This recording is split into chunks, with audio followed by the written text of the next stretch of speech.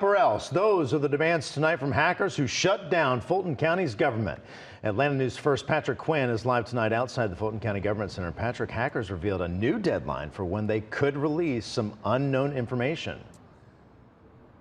And Blair, that deadline is fast approaching. 8:49 tomorrow morning. These hackers say they will release private citizen sensitive information then if the county does not pay up. Now, this is the second ransom that Fulton County has been approached with in a ransom cyber attack that's now extended more than 4 weeks.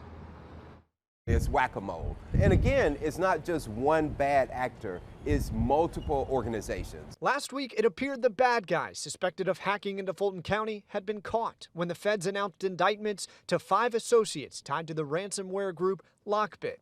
Today, U.S. and U.K. law enforcement are taking away the keys to their criminal operation. But someone might have had a spare key, for within days, this new threat, also tied to LockBit, went up on a dark web portal, giving Fulton County a new deadline of Thursday to meet their demands. Otherwise, sensitive citizen information might be released. Cybersecurity attorney Roy Hadley told me these ransomware groups are multi-layered. I almost equate them to a cartel in the sense that you could take out a leader or leaders, but there are people underneath that will just step up to fill the void. And so it's a constant battle. Fulton County said they did not pay a ransom when faced with their first deadline, but the county is now staying tight-lipped, only saying in a statement, quote, "In anticipation of any potential leak of stolen data, we are collaborating with internal and external agencies to ensure individuals who may be affected by the release of any highly sensitive documents are provided resources and support." County leaders told me some systems are back online. Water bills can once again be paid electronically,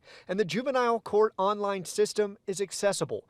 But to check superior court cases, like the state's case against the former president, you get this message: temporarily unavailable. A county derailed, and the suspected hackers appear determined. It's the Wild Wild West, literally, in terms of ransomware out there.